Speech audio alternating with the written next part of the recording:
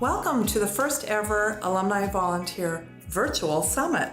I am really glad that you are joining us today, and to all of my friends, welcome. And to those I have not yet met, I'm Danielle Young. I'm the Executive Director of the Alumni Association, and I'm so glad you are joining us today. We're very excited about this approach. We've never tried this before, and I wanted to share a little bit of why we are doing this year. So volunteers are very critical to all we do for Oberlin. Whether you are a volunteer who helps with programming, with reaching out to your classmates for various engagement efforts, or in fundraising, it's really important for you to have that connection to the college and to know how much we value you and what you do for us. So we have been trying to figure out how to serve more of you and to make volunteering as easy for you as possible. And we have heard over the years that for many of you it's difficult to come back to campus. And last year, actually, we had about 18% of those volunteers who were invited actually make it back to campus for programming. So we have listened to you and your desire for more online materials and information. And so we are trying this new approach, and we'll see how it goes. We'll look forward to hearing your feedback when it is over. But I also want to share that this virtual summit is not only for all of you who may not be able to come back due to your own personal commitments or the distance that you might have to travel, but we are also trying something a little different with our reunion planning weekend. We are having an on-campus weekend, September 15th through 17th, geared to those alums who are planning their next reunion. So the classes that are celebrating in May of 2018 and the class of 1969 is already gearing up for their reunion. They will be coming back to campus. And we have some goals for that weekend that are a little different this time. We are trying to really expand the number of reunion volunteers that we have. So we would like those reunion committees to get larger, more diverse, include a lot of different perspectives and experiences from time on campus. And we are also hoping to spend more time talking about what reunions can look like, how it'll be interesting to all of your classmates. So what traditional aspects do we want to retain, and what new things would we like to incorporate, including more intergenerational connections. So we're excited to bring those volunteers back to campus and spend more time really thinking about Commencement Reunion Weekend in partnership with them and all of you. And try to expand and improve that experience and get a lot more of your classmates back to campus for reunions. So we're trying to do a lot of new things, and we thank you for your patience and your willingness to help us as we try some new approaches. But we want you primarily to know how important you are to us, how much we value all that you do with us, and we look forward to connecting with you virtually and definitely in person as soon as we possibly can. So thank you, and I hope you enjoy all of the programming that we are providing through the summit. There are going to be connections with students. I know that that's always very important. Some performances. Obviously, hearing from President Ambar is really important. I think you will really enjoy what she has to say. And then you will also be hearing from the officers of the Alumni Association. I'm glad they could be a part of this as well. So thank you, and please do provide your feedback. We hope to continue to improve how we're providing information for you and connecting you in the important work you do for us. So thank you, and we'll be in touch soon.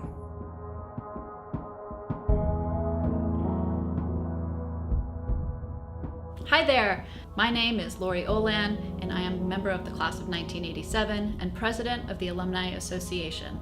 I'm also the proud parent of a rising sophomore who's in the class of 2020. This virtual summit is an effort to present to you in your own home, Oberlin College, so that you do not have to be here, but we're trying to bring Oberlin to you. This is something that we've heard from alumni that they wanted access to information, and here it is. You've got it. We hope it works, and we hope it's really successful for you. We hope you enjoy it, and thank you so much for spending your afternoon with us. Thanks. Hello everyone, and welcome to the virtual Alumni Volunteer Summit student panel. We are a diverse group of students with different interests, majors, concentrations, and whatnot, and we're so happy to be here today. I'll start by introducing myself, and then my friends up here can tell you a little about themselves as well. So my name is Cameron Dunbar. I'm from Detroit, Michigan, and I major in politics with a minor in rhetoric and composition and a concentration in peace and conflict studies. I have the pleasure of serving as the student representative on the Alumni Leadership Council, representing the class of 2019. So Juan? Hello, I'm Juan Contreras. I'm from Chicago, Illinois. I'm a third year. I use he, him, his. I study biology and environmental studies, and I minor in Jewish studies and French. Hi, my name is Meg Parker. I am a third year as well. I use she, her. I'm a double major in history and politics with a double minor in gender, sexuality, and feminist studies and comparative American studies. Hi, my name is Nick Arandrino-Rivello. I'm from Baltimore, Maryland. I use he, him, or they, them pronouns. And I'm a fourth year vocal performance major in the conservatory. Awesome. So one of the great parts about this panel is that the questions we'll be answering were crowdsourced from alumni, and so we'll just jump right into them. So the first question for everyone is, think one person can change the world. That's a good question. That is a good question. So I actually have a sort of a problem with that. Although one person can change the world, I think it takes a strong support network of a group of people to make substantial long-term change, especially at an institution that is as broad as Oberlin, and thinking structurally at the society in which we're all existing in. One person can make an influence, but I think change is bigger than a quote or a couple of protests. It's a lot of times about thinking about systems and how we can work together to achieve that change, because we're all coming to that possibility with different perspectives and experiences. Yeah, I actually really like this quote a lot. I have it on a T-shirt, on an Oberlin shirt, and I totally get the idea that, to make great change is really a community effort, right? But I think the one great part about this quote, think one person can change the world, is that I think it empowers the individual, and it gives us a sense of agency to like do our will and to do well. And so, like, when I think one person can change the world, it means that like one person can make a difference. And I think when people lose sight of that is when they become discouraged. So I agree with Meg, but I also really love the quote. Mm-hmm. So I guess we can move on to our next question. Juan? Sure. What is the difference you want to make in the world? I can start. So I care a lot about the environment and I guess life and stuff like that. I'm really into science. This past summer, I spent a lot of time in Puerto Rico working with bats.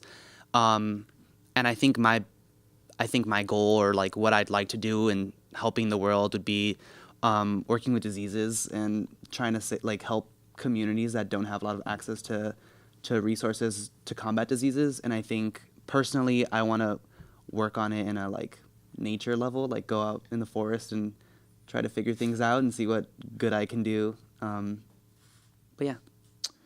I think for me, coming in as a conservatory student, I came in very hyper-focused and one-track minded on what I wanted in life, and that was to be, one of the best opera singers in the world. But I think in my tenure here at Oberlin, that has since changed, because I see that, for me, this career path was a little too self-serving to just be doing this.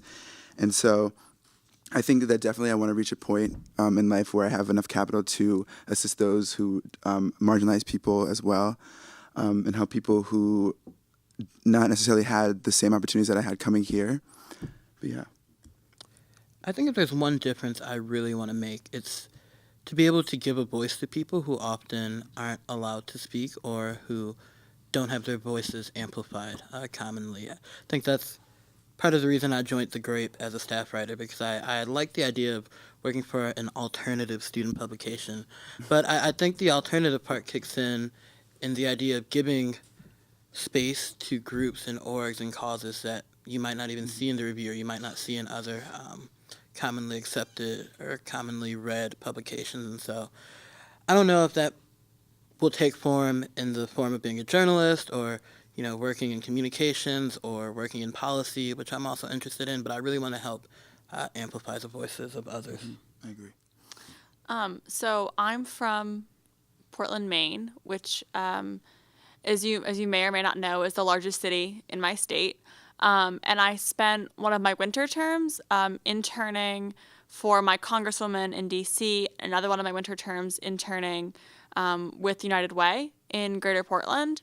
And I think that I can do the most good in Maine, in my home state. There's a lot of things that we're facing that are a microcosm of this country, like immigration, race relations, healthcare, the opioid crisis.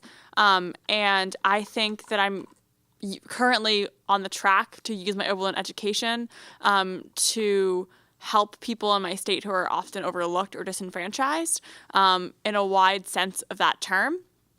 There's a lot we can do to help the economy in Maine and a lot of potential, but a lot of times ideas don't leave Maine or come from out of state. So I'm using this opportunity to spend 4 years outside of Maine to learn different ideas and hear new perspectives and return that to Maine and the people that are living there who mean the most to me. So we're excited to have another student join us, especially our current Student Senate Chair, and I'll let her introduce herself. Thanks, Kim. My name is Tobe Kamnisi. I'm a fourth-year politics major with an international studies concentration and a rhetoric and composition minor. I'm from South Africa originally, and I'm really excited to be here. I'm currently the chair of Senate, as Kim just said, and I just work on campus a lot with education outreach programs.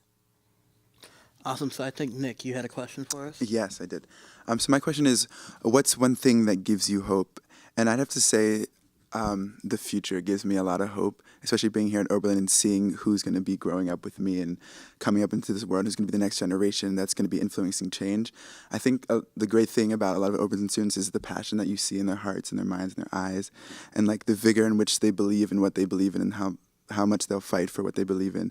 And, millennials get a lot of flack for being lazy, entitled, buying $6 coffees and avocado toast. Avocado toast. But I think it's much bigger than that. The era of complacency is over, and I think our generation is a generation of game changers, I believe. But yeah. Yeah, I definitely agree with that. I think one thing that gives me hope is knowing that, I'm in this fight, in this drive with other people, and folks, my friends, my mom, my family, all sorts of people I meet really empower me to be my best self and to just know that I have a support network and that there are other people who care about these issues. Like you said, Nick, we are the generation that wants to make change just as other generations have, and we're still working that out, and it's messy and it's imperfect, and sometimes we end up in the New Yorker about it, but we're still committed, and at the end of the day, we just want what's best for our world and for our communities and for all people to really be successful and thrive. I mean, I would follow up and bounce off on both of that because I agree with that. I think another thing that gives me hope is seeing people try, because we do get a lot of flack for not being good enough or for not trying enough or for not caring enough about non-trivial things as millennials. But I see all my peers all the time just strive to make the world more just. Every day I see people try. And that gives me so much hope because I've seen Oberlin alumni and I know that it gets better after here. So I know that the trying gets us somewhere, and that gives me a lot of hope. Did you want to answer that? Yeah, I was going to give a dual answer. Something trivial is I actually really get hope from looking at pictures of dogs. It kind of just makes me feel better, thinking about puppies and cute things. Because some days are going to be really hard, and sometimes you wake up and your first thought is, oh my God, I can't believe I have to do this today, or that just happened last night. This healthcare bill, oh my gosh, what's going to happen to our country? But, thinking about the little things that can make you smile sort of gives me hope, because if you can find positivity on days that don't seem like they're the best, then that's a sense of small hope in itself. And also thinking on a deeper level, this is a minute sliver of what our generation will be and where we're headed. And if these 5 students are the future of my generation, then I can feel hopeful. Knowing that there's people in this world that care as much as I do, and are not going to give up, as Tobecco was saying, about just trying, makes me feel hopeful. I think not as cute as puppies, but first years, I think, give me a lot of hope. A lot of us have been working really closely with the new Peer Advising Leaders program at Oberlin that's aimed to kind of assist first years in their transition and have like a group of people they feel comfortable working with. And I think just seeing the first years engaging with each other and kind of open to new ideas and open to new experiences has really pushed me, because I feel as I do my things here at Oberlin, sometimes stress gets to me and it can really pull you down. And I think the younger people at this school are always the ones that like remind me of what made me so engaged in the first place and what made me happy. Wow. So similarly to that, what have you found at Oberlin that is different than what you expected? Expected about Oberlin? Yes. I mean, I can start. For me, it's really simple. Everything closes super early in town, and I just was not prepared for that. I come from Detroit, and, you know, it's a major city, so we have things that are open late night, 24/7. You can go out after, like, 11 p.m. and find lots of things to do, which you can do here, but I just was not expecting, like, all the restaurants, kind of all the shops to be done at midnight. But that's a small thing. I didn't realize how fickle the weather was. Like today, I woke up and I like wore this outfit and these like leather sandals because I was like, it's a beautiful day outside. And then I'm in class and I look outside and I'm like, oh, it's raining right now. Oh, okay, cool. And then, yeah, the weather changes every 5 minutes in Ohio, but I kind of like it though because nothing ever stays exactly the same. But yeah. I mean, I'm an international student, so everything was new to me and everything was surprising, but also not surprising because I didn't have anything that I was expecting when I came in. I was just open to experiencing it all. Mm-hmm. But I think the one thing that did surprise me was how not cold it is, because everybody hyped me up for the cold because I'm from South Africa in a really, really warm part of the country. So from like the beginning of my junior year when I said I was going to apply to Oberlin, like that's all everyone would talk to me about, like how I have to prepare myself for the cold. So I really hyped myself up and I got here and I was like, I was really disappointed my first winter. It wasn't enough snow and it wasn't cold enough and I was just like, why? Should go to Chicago. Cold. Oh, I didn't realize how flat it was going to be either. It's super Right. flat. It's super So flat. flat. It's so flat. You can like look out for miles and see things. Yeah, and I was like, and when it snows a lot here too, and I was like, I would love to go sledding, but you know, There's no, we nowhere to go, go we could go sledding. or the Oberlin Hill. And Not Oberlin. Yeah. I was also surprised by how flat it is. So as I said, I'm from Maine, and we have like really dramatic mountains, and we have the highest mountain peak on a shoreline anywhere on the eastern seaboard of the Americas outside of Brazil. So I was really surprised by how flat it was. And I visited, but I didn't really think about it that much when I was here for a couple of days, which was shocking to me, but also beneficial when I wanted to start long distance running for fun, because there's no hills and I can just keep going for miles, which was helpful as I was building that endurance. The reason I actually started long distance running is because I'm a student athlete here at Oberlin. And that was something that I was expecting, but some of the terms of what it means to be a student athlete still surprised me despite the recruiting process. We're currently going through, I would say, a new era in the athletic department right now. There's a lot of things that are changing and it's becoming a little bit more rigorous, which I think is beneficial because we're recruiting a wide array of different student athletes at Oberlin, and we're investing in having good coaches and people who really know what they're talking about for their sport, which is a new learning opportunity. And I have gotten so much stronger, both physically and mentally, through this athletics program that I'm really grateful for, which I really wasn't expecting. I was kind of coming in thinking, oh, I play field hockey here and there. You know, I played club in high school, but now I'm playing every single day. I have a strength and conditioning coach. I'm learning more about myself and my body than I ever imagined. And yes, it is hard, but I'm in a place of fitness that I never imagined was possible for me. I do think one of the academic surprises that I had, which is also a really pleasant surprise, was seeing how available the faculty is to students. I spent a semester at UCSB. I think we've spoken about this with some of you before I came here. And UCSB is, I mean, it's a very different institution from Oberlin. It has like over 25,000 students, I think. And so the style of teaching is very different from here.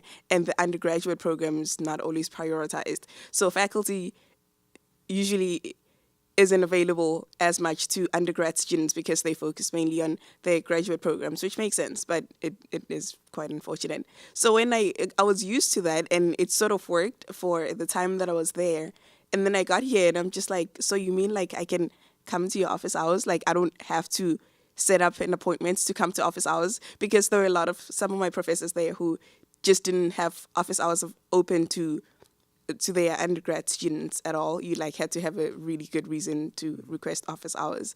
So, and I mean, I really jumped on that and I used that. I go to office hours, to at least one of my professor's office hours every week, and I've just had that as a rule for my first year because that's something that's incredibly amazing to me that we have available to us. I think I was surprised by, I think coming in, I didn't expect this school to have a lot of things going on. I thought I was going to be studying, sleeping, and just doing that thing. I think mainly because that's how my brother was in college. But this past year, I worked with La Alianza Latinx as a secretary, and I would compile the weekly newsletter. And sometimes the newsletter would take me hours because there's just so many events that you would put on there. And I think that's really a really, really awesome thing about Oberlin is that every single day there's something you can do and something you can learn about, both like through visiting like professors, faculty, or community events, stuff like that. Nick, did you have another question for us? No. But I do. Yeah. I do. It does. So have you changed your mind about something because of your experiences at Oberlin, in class or otherwise? What was it and why? That's a good question. Yeah.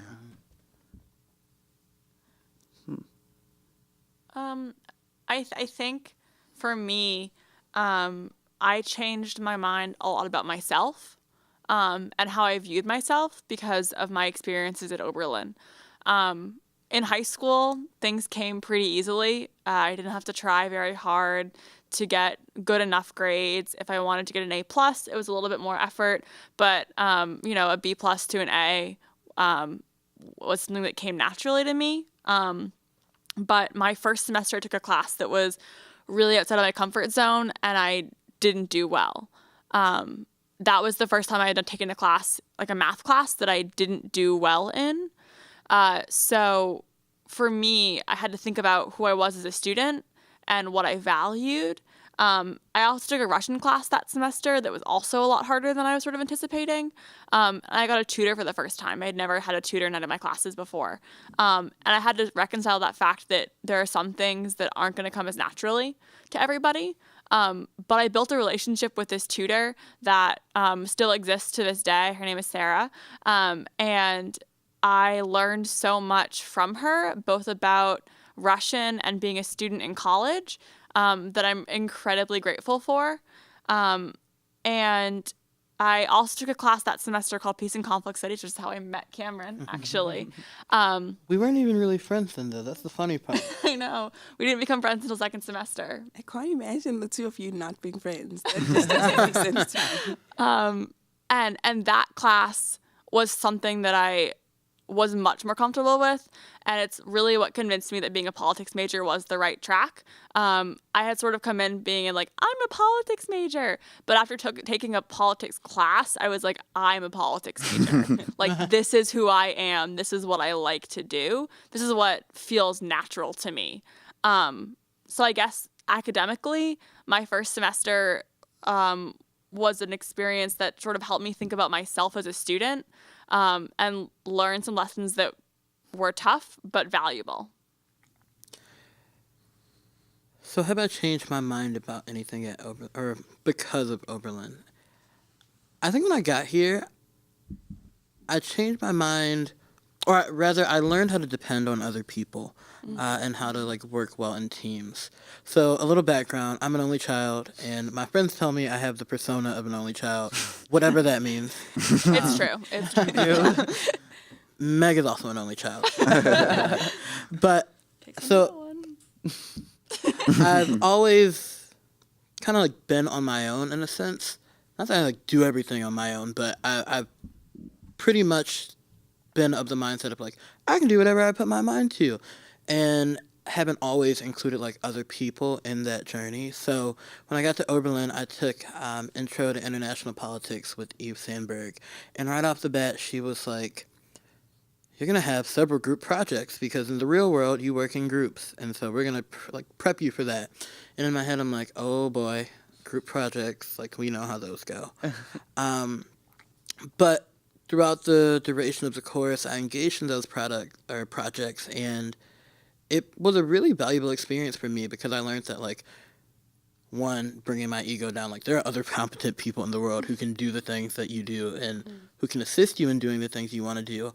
And kind of like our question earlier, like, do you think one person can change the world? One person can go far, but many people can go even further. And so being able to rely on people in classes or on student senate for various things or in different departments or in different clubs and being able to delegate tasks and to expect things from other people and have those expectations filled and really exceed it has been a valuable part of my learning experience here and something I've changed on a lot. That's really cool. And that is something that I've learned here too. And I think the principal thing that I've changed my mind on is my view of what a social justice activist looks like.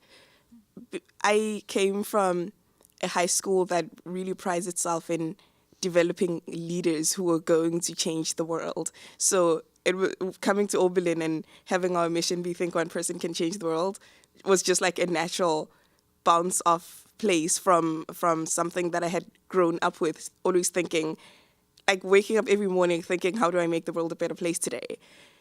And that's very, very helpful, but also it does put you in a really crazy and unproductive place where you think, okay, so we'll wake up today and we'll end poverty and we'll establish world peace and we'll end the patriarchy and where's the game plan? And you can't do any of that. You can't do all of that because that's not one person's job, but also even as a collective, that's going to be really hard, like all of the ideals that we strive for will take a long, long time to establish, and we have to strive towards that every day. But also recognizing that it's not going to be easy means that you have to recognize that you can't do it on your own and that you can't do every piece of the puzzle. So you have to, it's okay to find your place in the fight towards social justice and do that and stick with that. Like if you're passionate about education, it's okay to just stick with that and become an expert in that. And I mean, that took a long time for me to become comfortable with because I just always felt like I had to do so much more. Just the guilt of knowing, and not even guilt, just feeling a social responsibility to trying everything. And I know now that that's not the most productive way of doing it, but also it's okay to not have to be everything. I think Oberlin has changed my mind about what it means to like ask for help, and to seek help similar to what you're speaking about. I think we get stretched really thin here, and I think while growing up, I never really was a person to talk about my feelings or talk about how I'm doing or what I need from other people. It's more of like you deal with it and you keep moving forward and like keep pushing forward. But I think Oberlin really stresses like supporting each other in whatever space you're in. People don't ask you if you're okay. They ask you how you're doing. They ask you what they can do to help you if you need help. And I think that's one thing Oberlin has really like helped me work on. I have a question. So when you all look back at your time at Oberlin in future, what do you want to remember and what do you want to have been a part of that hasn't yet been? Sorry, what was the last? What do you want to have been a part of that hasn't yet been? Oh, okay. Well, I know when I look back on my time, I really want to remember and think fondly of the relationships I built, whether that be with students, current students, or with alumni I met at during my time at Oberlin, or just various members of the Oberlin community. I think I've built so many strong relationships and just been able to meet so many incredible people that are doing incredible things and that have incredible dreams and passions and desires.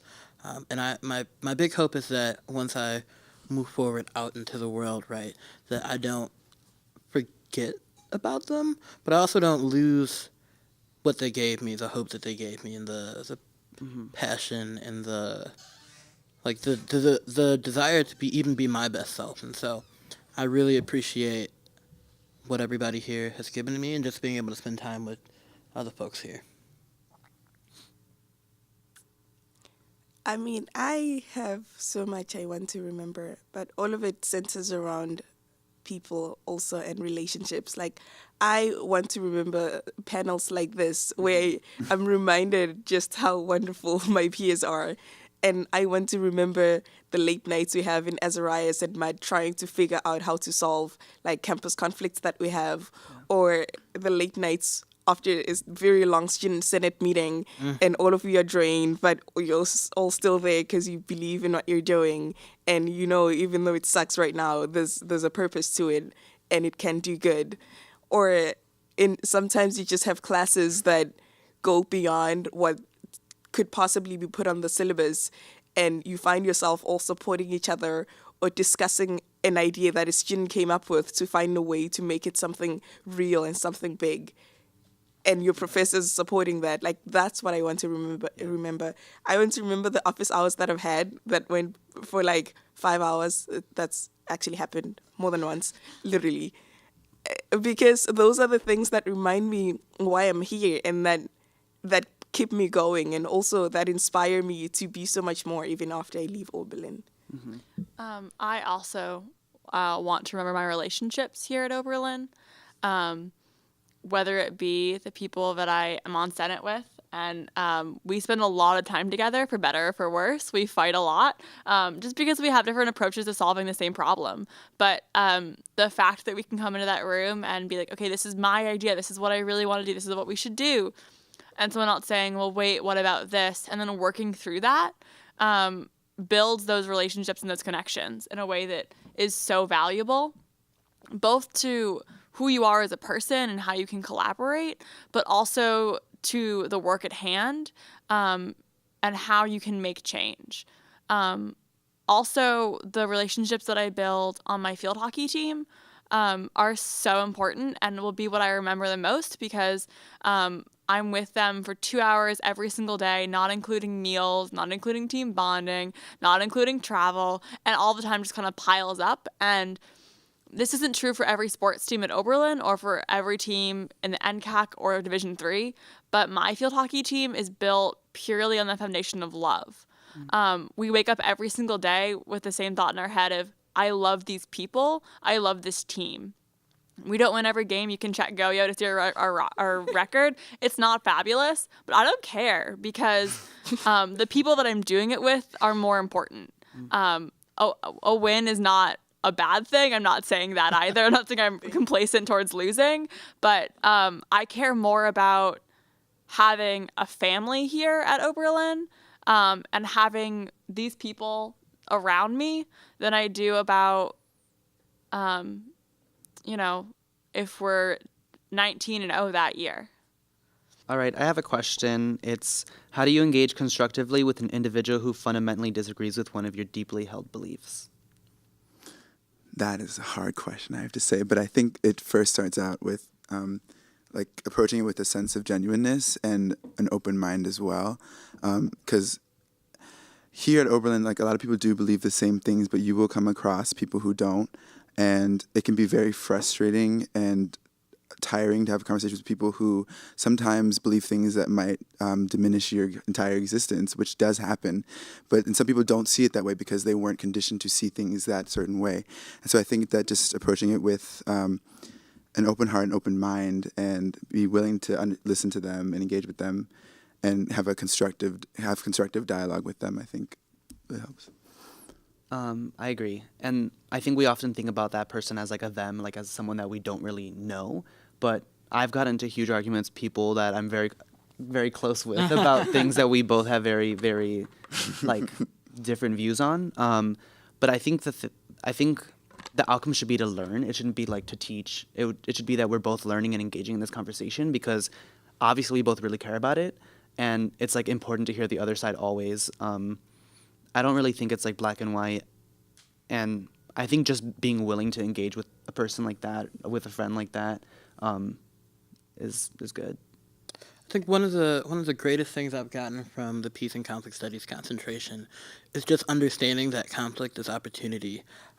Both Nick and Juan both kind of mentions the word engage, and I think that what it comes down to is an engagement between different ideas and different opinions and different thoughts. And while, as Juan said, we do disagree a lot on some things, I think just understanding that conflict in itself is an opportunity to learn, or is an opportunity to learn about someone else's views, or to even strengthen your own, and to understand what you believe a little bit more. And so, like Nick said, there's no easy answer, and I don't even think there's a blanket answer. I kind of happen on a case-by-case basis, because there are some ideas that kind of will diminish your entire identity, or kind of invalidate you as a person. And there are some things that I'm genuinely non-negotiable on, and being able to navigate that is important. But understanding that conflict in itself is an opportunity is where I start. To go off of that, and I agree with what all of you are saying. I think the most important thing for me, and what's helped me have more productive dialogue with people who are fundamentally very different from me ideologically, is firstly seeing them as people and not the ideas they hold. So not seeing someone as a liberal or a conservative or a leftist or a Republican or Democrat or anything like that, but seeing them as people who have interest in self-preservation. And in trying to figure out why they hold the belief that they do, allowing yourself to understand their primary interest in having that belief. So is this something that feels like an identity thing for them? Like, is this something that feels like changing this belief will diminish who they think they are or who they've been brought up to be? And I mean, a lot of the time I've found that people who hold the most, in my opinion, absurd beliefs have really good reasons for doing that. Like, if that feels like a self-preservation strategy for you, that's an interest that I can understand, even if I may disagree with the way that you're going about establishing that self-preservation. And that's something that we can agree upon. So trying to find like underlying interests in holding the beliefs that we can both agree upon, and trying to negotiate on those interests. So I mean, one of my politics professors, my first year, Dawson, amazing man. He literally changed my life, and he's the reason why I'm a politics major. But he used to teach us that when you're negotiating, like, it's always important to understand what the primary interests of the negotiator are and what they are not willing to compromise on. And usually it's not really like a specific idea that usually sparks the conflicts, but there's something else underlying that idea, and really trying to find those things that lead people to the beliefs that they hold is so important. And that's usually the only way that I've been able to influence people in fundamental beliefs that they've held or been influenced by people. So people who make that effort to understand my underlying interest in the things that I believe and hold. Is there a last question? Yeah, so we have time for one more question, and I think Toby has a good one. So what do we have? So how can we, I think that's the alumni. I'm going to be the alumni. How can we help you? How can the alumni help us in all the things that we're trying to establish here? Do you want to go? No, I was just trying to understand the question, but I understand it now. But I guess like being available to help, being available and being a resource to all the students, whether we're still at Oberlin, attending Oberlin, or post-grad, I think, because it is a daunting prospect, graduating school and not knowing exactly what you want to do. At least for me, as a fourth year, like, I don't know exactly what I want to do next year, but I think that having options open and having people who can perhaps help me and help me decide what it is that I really want to do, I think would be amazing.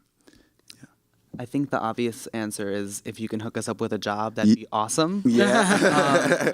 But also, I would say that, like, don't lose faith in us, kind of, that you went through this whole process too. You were at Oberlin and you know how it is.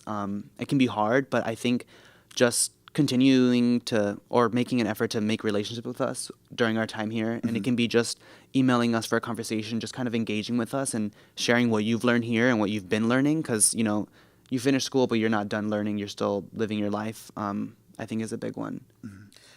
I think I even have two things kind of along similar lines to that. The first one is, like, don't talk about us. help us. It can be so easy, like when the Daily Caller is putting out an article about wild Oberlin students, right?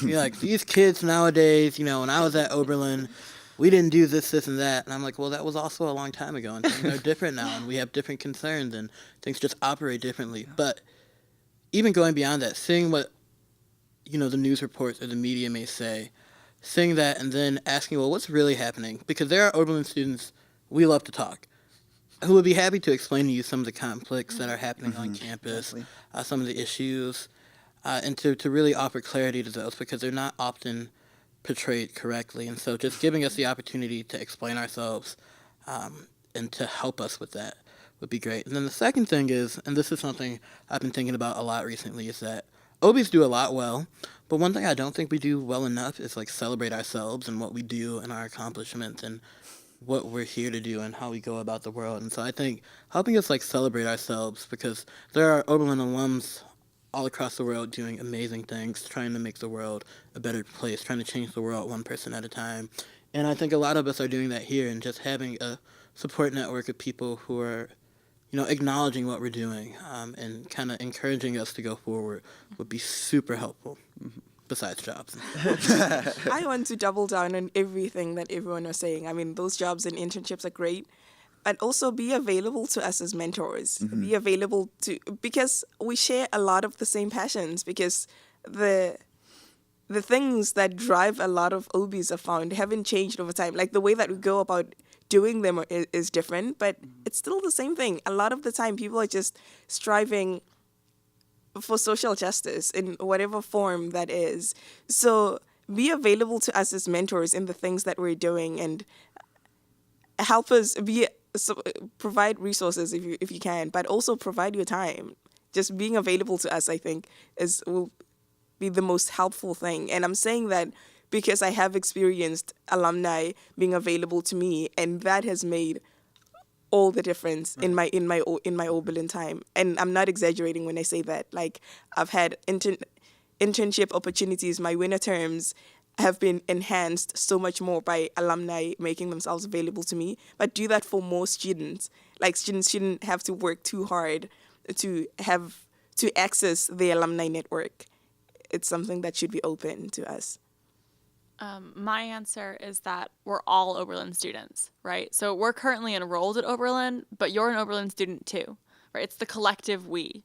And this network that is being built of people who attended Oberlin or graduated from Oberlin, love Oberlin, is built because of times like this and classes you took here, extracurriculars that you were involved in, the relationships that you built while you were on campus, but also off campus. And we're just entering into this network, as in the 5 of us and the 3,000 other students who are on campus right now.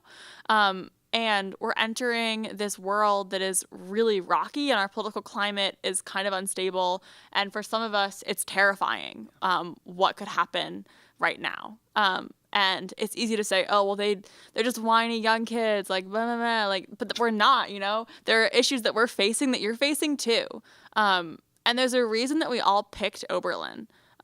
It wasn't some day where you sat and picked a name out of a hat and thought to yourself, okay, I'm going to go to this school. Most of us, it was an intentional purpose to come here and get an education at this institution.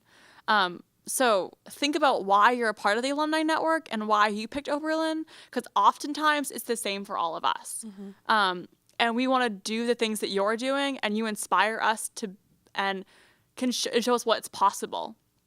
And sometimes we don't know what you're doing or all the things that you've accomplished because we don't have a connection or a step in the front door. So making yourself available to all of us so that we can hear your stories and think about what's possible for us shows us that it's going to be okay and that the world that we're entering into wants us to be there. Thank you, Meg. Well, thanks everyone for tuning in, essentially for taking the time to listen to us today. And also thank you for your participation in the virtual Alumni Volunteer Summit.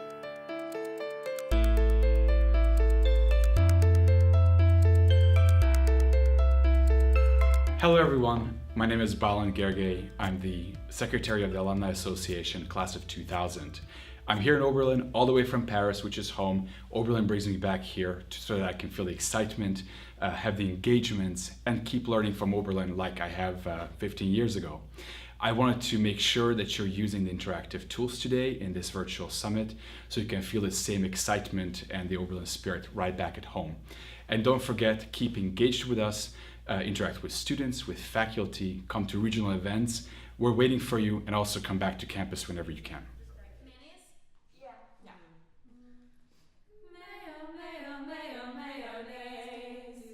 Hi, I'm Tempe, she, her, hers. I'm a biology major, 3rd year, and I was born in Springfield, Massachusetts. Hi, I'm Miranda. I use she, her, hers. I'm a 2nd year. I'm an intended English and creative writing double major, and I'm from Long Island, New York. Hi, I'm Emma. I use she, her, hers. I'm a 2nd year intended English and musical studies major, and I'm from Toronto, Canada. Hi, I'm Talia. I use she, her, hers. I'm a 2nd year theater major. I live outside of Boston, and I work for the Alumni Association. Hi, I'm Kira. I use she, her, hers, and they, them, theirs. I'm a 3rd year comparative American studies major from Northern California. Hi, my name is Paige. I use she, her, hers. I'm a 3rd year theater major from the Chicago area. Hi, we're the Acapelicans. 2, 1. Okay.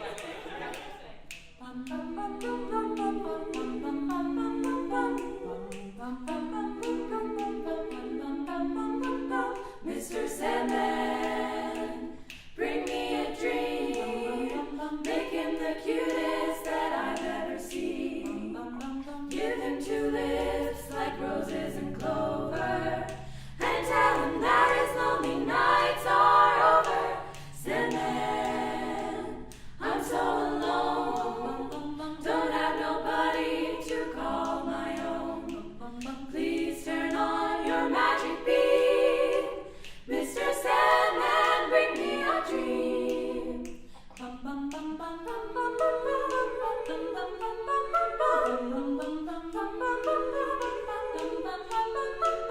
Mr. Sandman, bring me a dream. Make him the cutest that I've ever seen. Give him the word that I'm not a rover, and tell him that his lonely nights are over. Sandman, I'm so alone, don't have nobody to call my own. Oh, please turn on your magic beam. Mr. Sandman, bring me a dream. Bum bum bum bum bum bum bum bum bum bum bum bum bum bum bum bum bum bum bum. Mr. Sandman, bring me a dream. Give him a pair of eyes with a come hither gleam. Give him a lonely heart like Pagliacci, and lots of wavy hair like Liberace.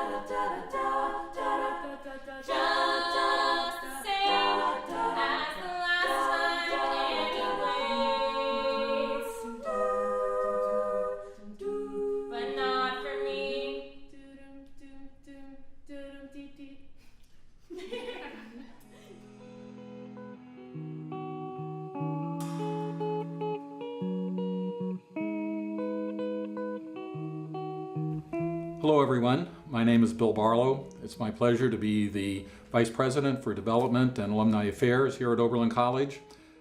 It's also a pleasure to be part of the first ever virtual Alumni Volunteer Summit, and I want to thank you for taking the time to be part of this event. I'm in my 9th year at Oberlin College, and over that time I've been able to get to know a lot of volunteers, people who expend their time and effort on behalf of the college. And I just want to start by thanking you for all that you do, for your service, your generosity, your commitment to Oberlin, and for the vital role you play in helping us help to fulfill the mission of the college and the conservatory. I just wanted to talk to you about some of the things that are going on at Oberlin in the world of development and alumni affairs. I think, as you know, we're involved in a number of transitions right now. The first and most important, of course, is the arrival of our next president, Carmen Ambar, and we're very excited about that. But that's not the only transition that's going on. We actually have a new board chair, Chris Canavan from the class of '84, who started on July 1st.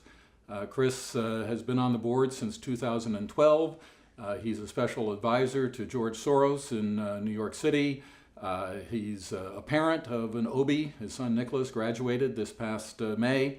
I've had the pleasure of working with Chris from before the time he joined the board. I think he's going to be a great board chair. I think he and President Ambar are going to be a great team together, and so we're very excited to have him taking over this important role for the college. In terms of the senior staff here at Oberlin, and it's my pleasure to be a member of that group, we're having a number of transitions as well. I think some of you may know that Deborah Shermonti, who was the Dean of Admissions for 28 years, who may have admitted many of you into the college, she retired this past June, and the college has found a new dean. His name is Manuel Caballo. I believe he'll be speaking with you if he hasn't already. Manuel and his family are coming to us from Middlebury College, where he served for many years as the Director of Admissions. So we're very pleased to have him coming on board. In addition, Mike Franzen, who for the last 3 years has been our Vice President for Finance and Administration, has left Oberlin to become the President of Wittenberg University. Alan Norton is taking over his role on an interim basis, and so we're pleased that Alan is here, and a search for the next Vice President of Finance and Administration will be underway shortly.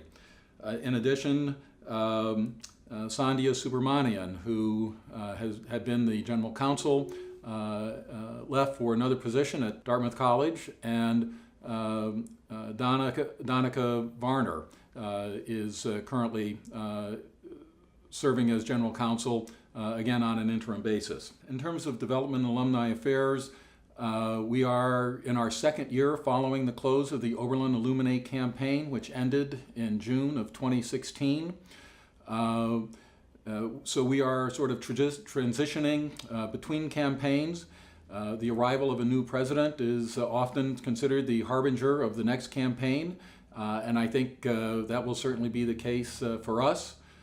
Those of you who may be suffering from a little campaign fatigue, I think you don't have to worry that we'll be moving too quickly on this, but we will be spending the next few years doing some planning, doing some early fundraising, getting us positioned for the public phase of the next campaign, which we hope will launch publicly around 2022 or 2023. So something to be thinking about as we look to the future. In terms of our ongoing fundraising efforts, we had a very good year in fiscal 2017 that ended this past June. We raised over $33 million. That broke down into three sort of big buckets. We added $11.3 million to the endowment this past year. $11 million of what we raised was actually spent in that year for current operations. And we also took in about $8.8 million for the various capital projects that are going on at the college. It was a very good year. We are grateful for everybody's hard work and for their generosity. When I look back on the last year, I would have to say that the most exciting 24 hours for me was April 27th, when we launched our first ever 24-hour giving campaign, All In for Oberlin. And I'm sure that many of you participated in that effort, and I just want to thank you for all your hard work in making that a success. I think the things that really stand out for me about All In for Oberlin was, first of all, the fact that we had hoped to get 1,500 donors in that 24-hour period, and we got 2,950. That was an amazing turnout, an amazing participation. The thing that's really exciting about that is what it meant in terms of our students and young alumni. Of the four classes with the highest, most participation on that day were our four student classes, the classes of 17, 18, 19, and 20. And so that was quite an achievement, something we weren't sure we were going to see, and so it felt very good to see how well the students responded and reacted to that. So I want to thank Connie Skingle, who is our director of the annual fund, Danielle Young, and the people on their teams and all the volunteers who made this so successful. I also want to thank and acknowledge Chris Canavan, our new board chair, who gave $200,000 as a challenge to stimulate giving, and in fact we raised over $628,000 that day. So that was another example of results that we didn't anticipate, but we're very excited about, feel very grateful for, and I think we can all anticipate another day of giving in the coming year. So I think that about wraps up the things that I wanted to share with you. I just want to thank you again for your support, for your involvement, for being part of this volunteer summit. We're excited to have President Ambar on board. We are in the process of planning to take her on the road. We'll be going to about at least 10 cities here in the fall and over winter term. I know that she is excited to get out on the road to meet all of you. I think you're going to be very pleased to hear her and to engage with her around her thoughts and her thinking, her vision for the future of the college. So there's a lot going on, a lot to look forward to. Thank you again, and all the best in the coming year.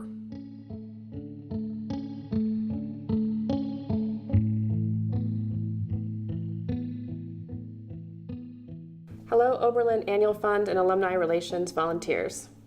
I am Connie Skengel, the director of the Oberlin Annual Fund, and I'm going to take about 10 minutes today to talk about the results we had last year in the Annual Fund, update you on some small changes we're making, and also give you the date for All In for Oberlin so you can mark your calendars. First and foremost, I'd like to start by saying thank you.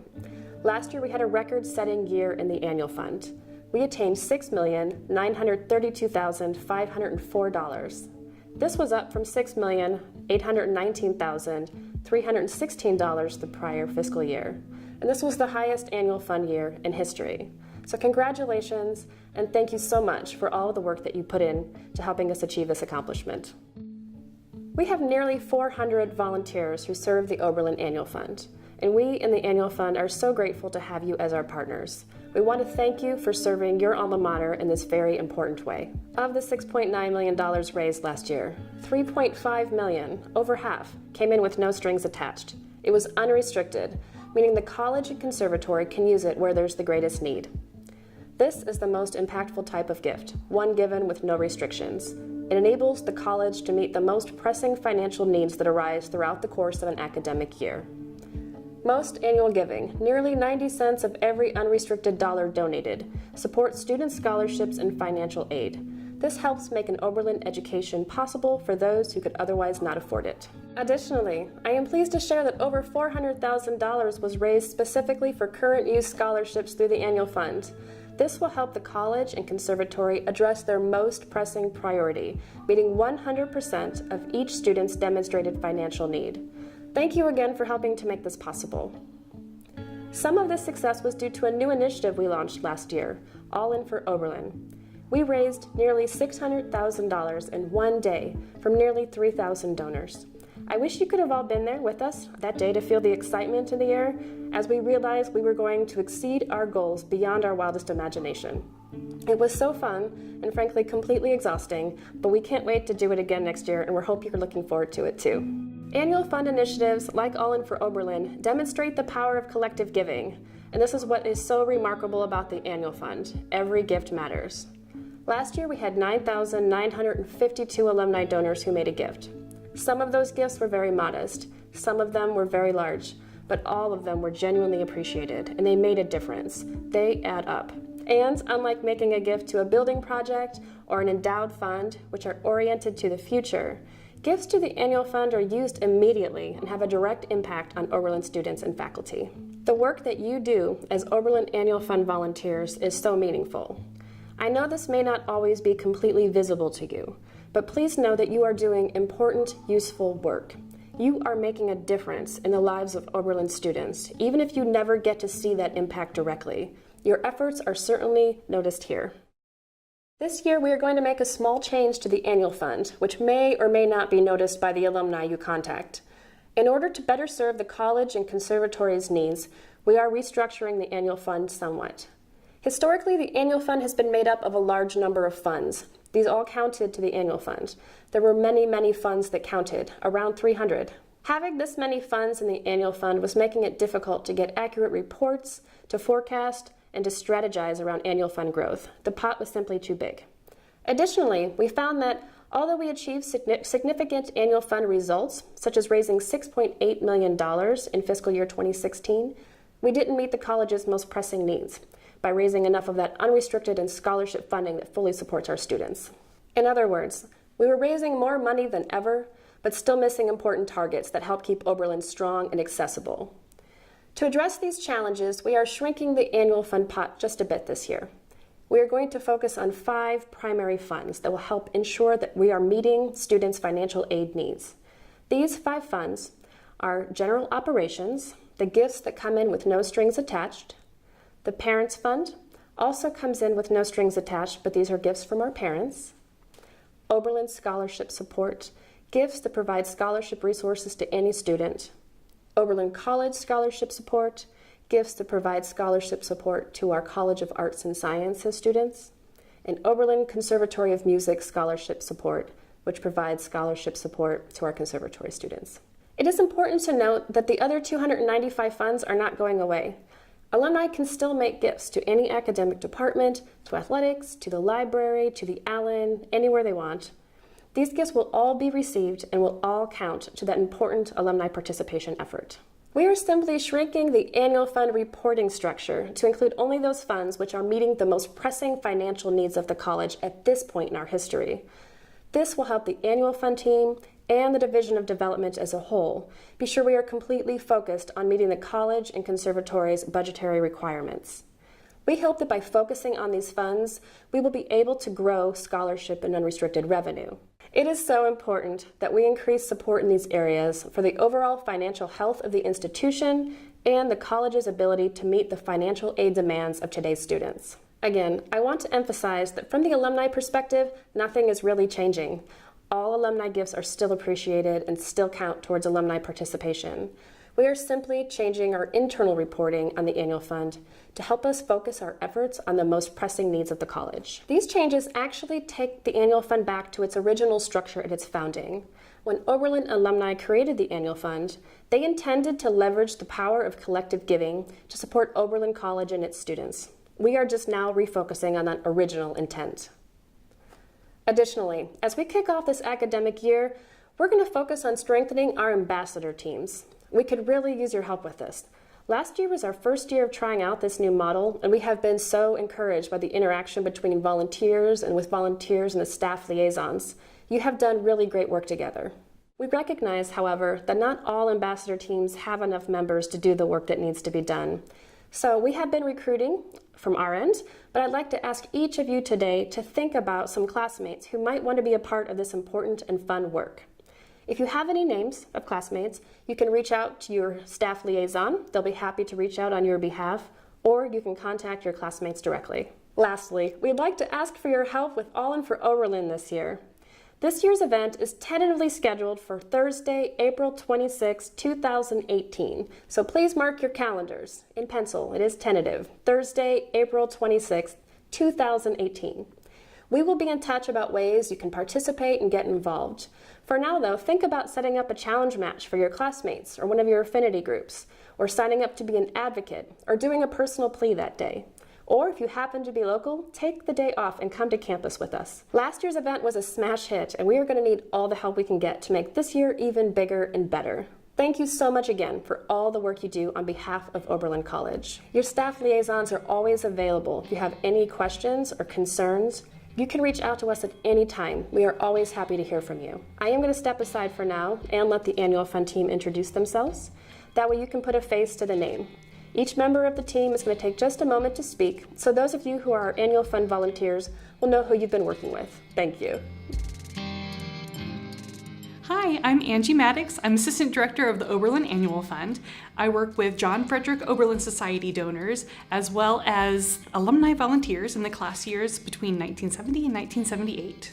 Hi, my name is Jack Fissinger, and I'm the Assistant Director of Young Alumni and Undergraduate Philanthropy.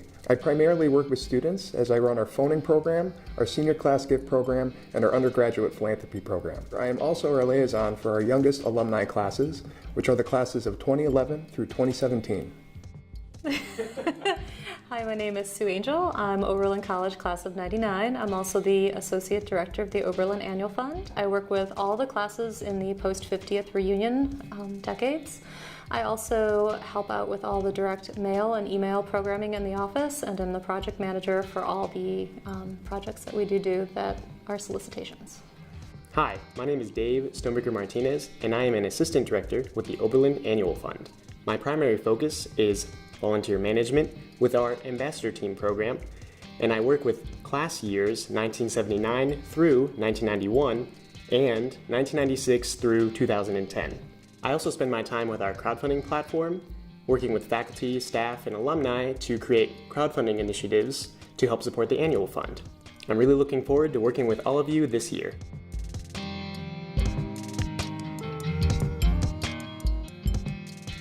We have had a busy summer, and a word that comes to mind that represents our work is transformational. Hi, I'm Lori Young, Director of the Career Development Center, and I'm grateful to share the transformations we've made, those underway, and maybe even touch on what we hope for the future. The college's strategic plan calls for us to guide students and young alumni to more intentionally set the stage for their professional journeys. While our work in the Career Development Center plays a big role in this effort, we're grateful for the role you as alumni volunteers play in this guidance as well. I wanted to take this opportunity to update all of you on several priorities we put in place at the beginning of the summer to move our work in the direction it needs to go for our students and alumni. The highest priorities have been to 1, rebrand the office and increase our marketing, 2, update our digital interface, 3, integrate career education into classes and student experiences, and where you all come in is to make it easy for students to connect to the alumni network. So first, with rebranding and marketing, our biggest accomplishment is that we've changed our name from the Career Center to the Career Development Center. I want to thank Peter McElhenney and members of the Careers Committee for helping us generate possibilities for new names and provide feedback on the ones under consideration. Second, we know technology is where students spend most of their time, and we needed to update our digital interface. We launched a new career management platform called Handshake that replaces ObiOps. This new interface promises greater student engagement, content, and opportunities. With Handshake, students can discover jobs and internships with over 200,000 employers, and this is all based on their profile and the interests they enter in the system. They can also use Handshake to request an appointment with a career advisor, access Oberlin's career development resources, and learn about upcoming events. This new system makes it so much easier for students to access what they need whenever they need it. Third, we can't always wait for students to come to us, so we're proactively finding ways to integrate career development into the student experience.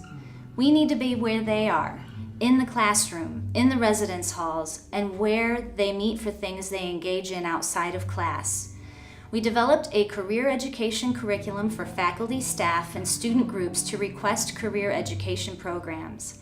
These programs range from topics like explore your interests, targeted for those students who want to narrow their focus a bit, to tell your story, for those students ready to communicate all of the highlights of their education and experience in their resumes, cover letters, and interviews. Lastly, we need to make it so easy to connect students to the alumni network. Many of you have already signed up to be an advisor in our new platform called Wiser. In fact, over 1,500 alumni and parent volunteers have completed profiles and are ready to respond to students who request career conversations. We are thrilled with the alumni response, and now that the students are back, we have a marketing campaign underway to get students excited about it too. Now we can refer them to experts to gain advice from alumni in the careers and industries they want to explore. While they want the advice, they don't always know how to reach out. Wiser solves that problem with an easy interface for students to identify alumni by industry, career, and geographic region, and request a conversation in just a matter of minutes.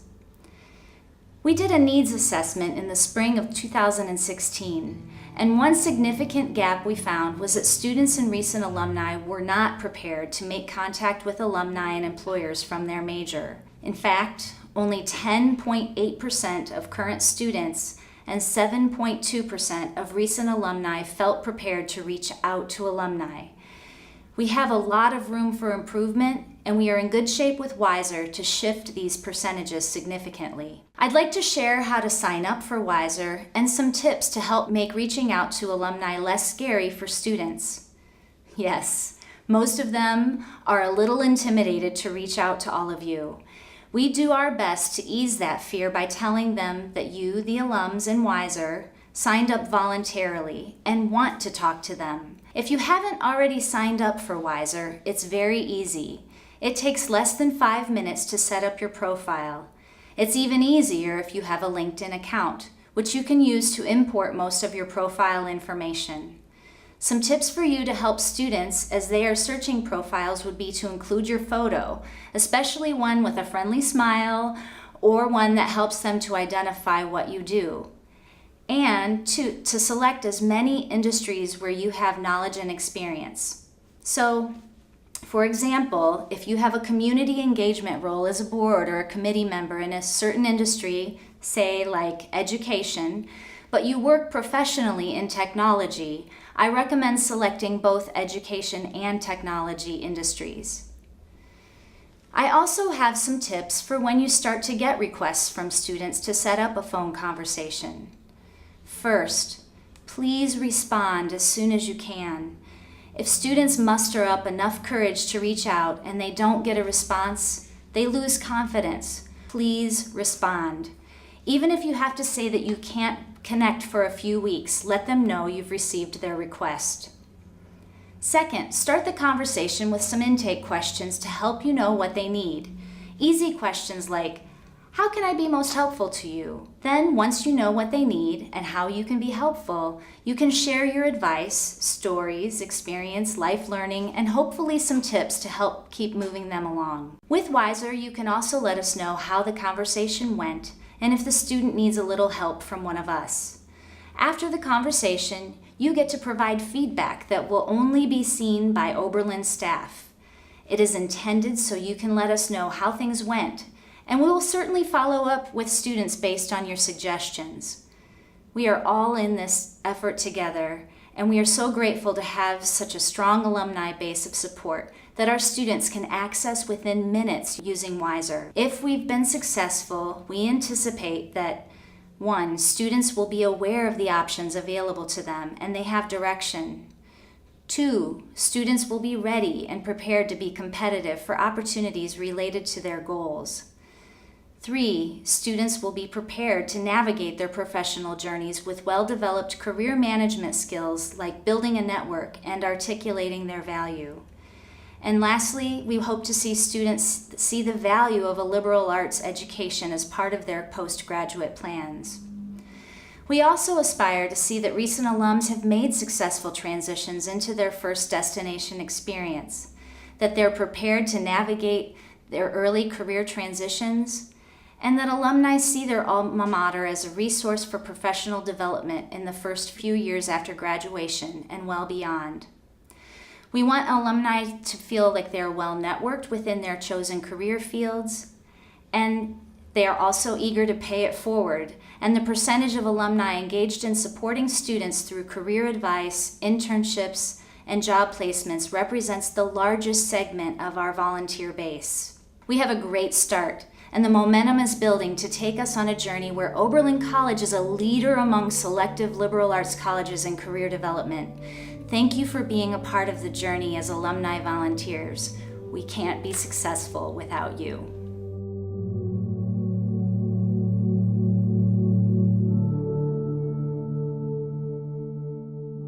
Hello everyone, my name is Manuel Carvalho. I'm the new Vice President and Dean of Admissions and Financial Aid. This is about my second week on campus here at Oberlin, and I'm very excited for this new opportunity. Most recently, I'm coming from 12 years in the admissions office at Middlebury College in Vermont. I am a Swarthmore grad, so I've enjoyed working in these small liberal arts settings. Very excited to join Oberlin because of its commitment to social justice, that commitment to the liberal arts, and the opportunity to work with really wonderful, passionate students. I'm joined on campus by my wife, who will be working in a Dean of Students office, and we have a 4-year-old son who absolutely loves elevators, and we're excited to all be on campus here at Oberlin. So I wanted to talk a little bit about opportunities that you could help us out in the admissions office. And so there's a couple ways to certainly spread the word out. First and foremost, if you could just be absolutely positive about Oberlin and your experience and talk about what a great place this is, that goes a long way. We hope that you're talking to friends and just when you're out, talk about what a great experience you've had. You are the products of an Oberlin education, and so we always want to have that. There are some concrete ways that you can be a volunteer and work with us here at the admissions office. One certainly is that we interview rising seniors throughout the process, and so if you are willing to sit down with one of our students applying and considering the institution and be positive about your experience, then we would love for you to get a chance to do that. You can do that in person at a local coffee shop, or you can also help us through our interviewing process on Skype. And so you can reach out to some of our international students or students from further out, or if you're in a place where we maybe aren't getting a ton of students, aside from recruiting kids from those areas, also getting a chance to do that as well. So that's a wonderful opportunity to do that. Throughout the fall, we also host fall previews, and these are information sessions that we have in some of our major markets, where we will basically have an information session for parents and students who are interested. And those typically have a Q&A session at the end where we invite alumni to talk about their experience and talk about Oberlin as they experienced it. And that makes it a little bit more personal, and that's something that certainly folks have enjoyed doing over the years. We also can't make all the college fairs that high schools have across the country and across the world. So if you're interested in joining our efforts, the best way to do that would be to sign up on our website. Josh Levy in the admissions office leads our efforts. But if you go to www.oberlin.edu/ARN, that is where you can sign up and help us with our efforts. We thank you for all that you do. We hope that you will spread the word and be positive about your Oberlin experience with everyone. And I look forward to meeting you in the future, and thank you for all you do.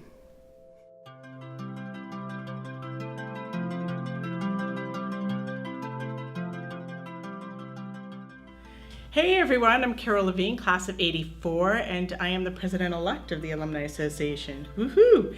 I'm also having a reunion this year coming up, class of '84, so it's the '82, '83, '84. I am personally invested in the success of this, and I hope that all of you have had the most wonderful interactive experience, even though it's been a virtual event.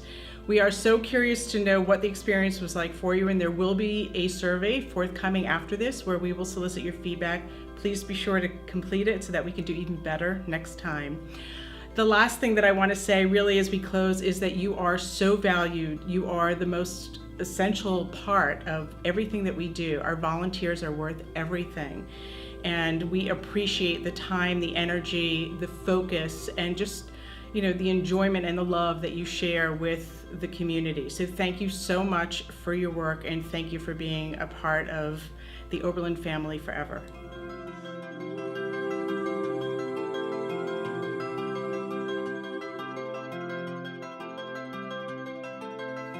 I'm so excited to have the opportunity to talk to Oberlin volunteers. I absolutely know that we cannot do what we need to do for this institution without dedicated, committed volunteers. And so I want to thank you for all the things you do for Oberlin and all the things you will do for Oberlin. So let me tell you what I've been doing. I've been on campus now for about 2 weeks. The triplets are here, my husband's here. We've had a chance to go to the FEV and to go to the ice cream shop, to run around Tappan Square. And I have to say the triplets have said to me many, many times, we love Oberlin. What we are going to be doing this year, as I sort of have this inaugural year to kind of get a sense of the place, frankly, is that we were going to get engaged across campus. I'm going to be having many meetings with academic departments. I want to open up the residence a bit. We're going to have open office hours, really just for me to understand what it means to be an OB. We're going to spend the next part of our time thinking about our strategic plan and really pulling out those initiatives that have the most ability to move the college forward. And many of them really involve alumni. So when you get the messages out there about mentoring students, I want you to take that to heart, get yourself signed up, because when Oberlin students get engaged with Oberlin alumni, they see the world differently. They see what the possibilities are differently, and they know that they can go out and change the world for good. We're going to be thinking about diversity and inclusion and making sure that that conversation that we've been having over the course of the last few years is really a dialogue. It's really a way for us to hear different perspectives and engage with each other in different ways. And of course, the next thing we're going to be doing is thinking about enrollment and retention and making sure that we know for a fact that students who think about Oberlin understand our core purpose, understand our mission, and choose us because of the work that we do. And finally, maybe more excitingly for me, I will be getting out and about to meet Oberlin alumni. So the goal is to go to 9 major cities across the country and across the world, and to hear from you about your vision and aspiration for this institution. And so when you get that invitation, I want you to put it in your calendar, because I can't do what I need to do for this college if I don't understand your perspective and understand what's important to you. Here's what I know. The Oberlin mission, academic excellence, social justice, is more relevant today than it's ever been. And part of our work together is going to be making sure that that mission is here for years and years to come. And I can't do it without you. Thank you so much.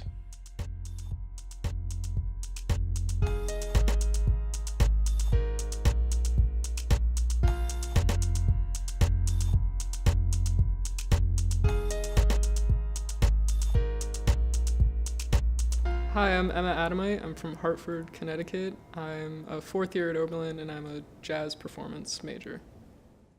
Hey, I'm Michael Ornstein. I'm a 5th year here at Oberlin. I study economics as well as jazz piano, and I'm originally from Berkeley, California. Hi, I'm Ricardo Guerra. I'm from Miami, Florida, and I'm a 3rd year here at Oberlin studying jazz percussion.